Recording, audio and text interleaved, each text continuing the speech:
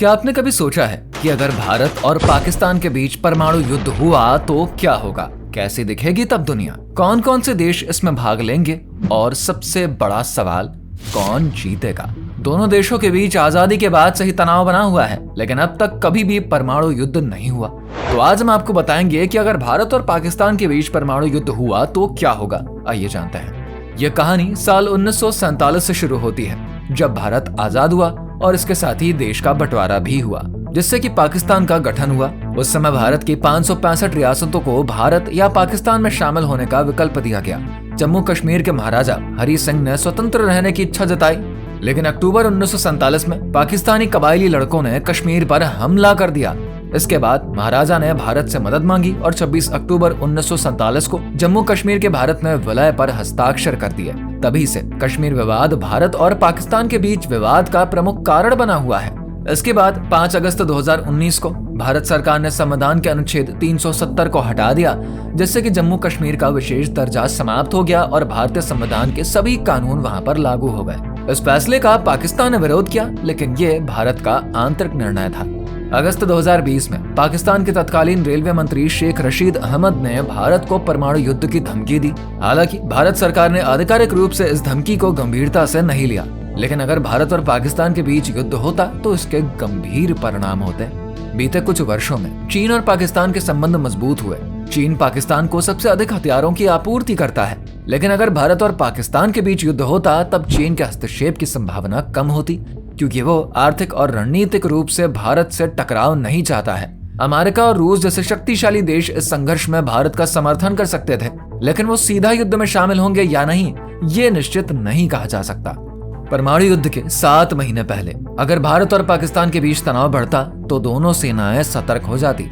पाकिस्तान के पास लगभग 170 से 180 परमाणु हथियार हैं, जबकि भारत के पास 160 से 170। लेकिन भारत की मिसाइल तकनीक अधिक उन्नत है। अगर तनाव बढ़ता गया तो दोनों देशों में हथियारों और सैनिकों की तैनाती शुरू हो जाती। भारत के पास अधिक उन्नत लड़ाकू विमान, मिसाइल सिस्टम और रडार तकनीक है, जो कि इसे रणनीतिक रूप से बहुत मजबूत बनाते। युद्ध से 1 हफ्ते पहले दोनों देशों की सेनाएं पूरी तरीके से सक्रिय हो जाती। भारत की रक्षा रणनीति ये सुनिश्चित करती कि वो पहले परमाणु हमला नहीं करेगा, लेकिन अगर पाकिस्तान ऐसा करता है तब भारत जवाबी हमला जरूर करता। अब कल्पना कीजिए कि युद्ध के 24 घंटे पहले पाकिस्तान अपने सलाहकारों से विचार विमर्श करता और युद्ध की संभावना पर निर्णय लेता। इसी बीच भारत की सेना उच्चतम अलर्ट पर होती, लेकिन अगर पाकिस्तान ने अचानक से परमाणु हमला कर दिया तब भारत तुरंत जवाबी हमला करता। अगर युद्ध शुरू होता तो सबसे पहले हवाई हमले किए जाते। दोनों देशों की वायुसेना दुश्मन के प्रमुख ठिकानों को नष्ट करने की कोशिश करती। भारत की वायुसेना पाकिस्तान की तुलना में अधिक शक्तिशाली है, जिसके पास सुखोई 30 MKI, राफेल और तेजस जैसे उन्नत लड़ाकू विमान हैं। पाकिस्तान के पास F-16 और GF-17 जैसे विमान हैं, जो कि भारत की तुलना में बहुत ही कम प्रभावशाली है।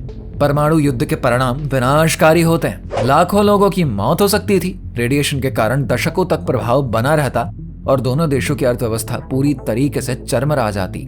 नई दिल्ली, इस्लामाबाद, कराची, लाहौर, मुंबई जैसे बड़े शहर बुरी तरीके से प्रभावित होते हैं, लेकिन ये ध्यान रखना जरूरी है कि दोनों देशों की नो फर्स्ट यूज की नीति है, इसलिए परमाणु युद्ध की संभावना बहुत ही कम है। परमाणु विस्फोट से रेडिएशन फैलता, जिससे कि लोगों को कैंसर जैसी घातक बीमारियां हो सकती थी। साथ ही वातावरण में धूल और धुआं की मोटी परत बनने से पृथ्वी पर सूर्य का प्रकाश कम हो जाता और वैश्विक तापमान में बहुत ही भारी गिरावट होती। इस स्थिति को न्यूक्लियर विंटर कहा जाता है, जिससे कि पूरी दुनिया प्रभावित हो सकती थी। खेती और जलवायु पर भी गंभीर असर पड़ता और खाद्य संकट गहरा सकता था।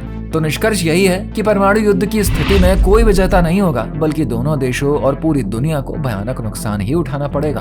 भारत और पाकिस्तान दोनों ही परमाणु शक्ति संपन्न राष्ट्र हैं और उन्हें यह समझना होगा कि युद्ध किसी भी समस्या का हल नहीं है। इसलिए दोनों देश कूटनीतिक तरीकों से अपने विवादों को सुलझाने का प्रयास करते हैं। आपको हमारी यह जानकारी कैसी लगी? कमेंट करके बताइए। वीडियो को लाइक करिए, शेयर करिए, हमारे चैनल को सब्सक्राइब करिए। Thanks for watching.